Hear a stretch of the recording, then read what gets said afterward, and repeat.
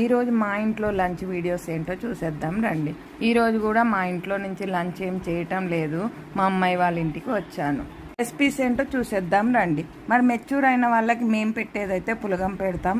పులగము ఇంకా వచ్చేసి పెసరపప్పుతోటి ఈరోజు దోసకాయ పప్పు చేస్తున్నాను. బీరకాయ పచ్చడి చేద్దామని మొత్తం తరిగితే మొత్తం ముదురుగా ఉంది.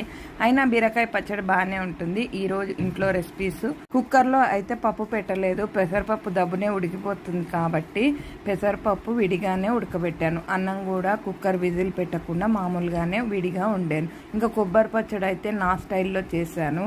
కొబ్బరి పచ్చడి ఆల్రెడీ నా వ్లాగ్లో ఉంది, షార్ట్లో కూడా ఉంది. రెసిపీ అయితే సింపుల్గా చెప్పేస్తాను. పచ్చిమిరపకాయలు, టమాటా తీసుకున్నాను. ఎండుమిరపకాయలు కూడా సగం వేసుకోవచ్చు, పచ్చిమిరపకాయలు కూడా సగం వేసుకోవచ్చు. కానీ నేను ఇక్కడ ఎండుమిరపకాయలు వేయట్లేదు. ఆవాలు, జీలకర్ర, మెంతులు, మినప్పప్పు ఎక్కువ వేసుకోవాలి, శనగపప్పు తక్కువ వేసుకోవాలి. పచ్చిమిరపకాయలు గ్రీన్ అయితే తక్కువ వేసుకోండి. సగం సగం వేసుకోవాలి అని చెప్పాను, అది మీ ఇష్టం. నేనైతే ఇక్కడ పచ్చిమిరపకాయలతోటే చేస్తున్నాను.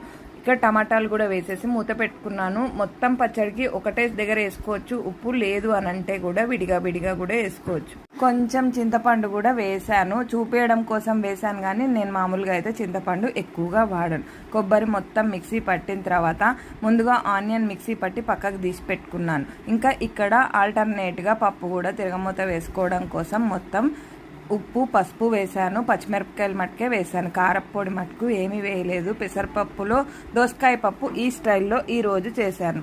అన్నం కూడా మూత పెట్టాను, ఉడికింది. కొంచెం నీళ్ళు తక్కువైనట్టు అనిపిస్తే నీళ్ళు కూడా వేసాను. కొబ్బరిలోనే నేను ఉప్పు మొత్తం వేసాను. తక్కువైనా పర్వాలేదు కానీ ఎక్కువ మట్టుకు అయితే తినలేం కదా, అందుకనే కొబ్బరి పచ్చడి ముందుగా ఉల్లిపాయలు పట్టిన తర్వాత కొబ్బరి అందులోనే వేసి ఇంకా కొంచెం మెత్తగా అయిన తర్వాత ఏదైతే వేయించుకున్నానో అది కూడా ఇందులో కలిపేసాను. ఈరోజు మా ఇంట్లో లంచ్ రెసిపీస్ అయితే కొబ్బరి పచ్చడి, పెసరపప్పుతో దోసకాయ పప్పు, ఎల్లిపాయ, ఆవకాయ. బాయ్.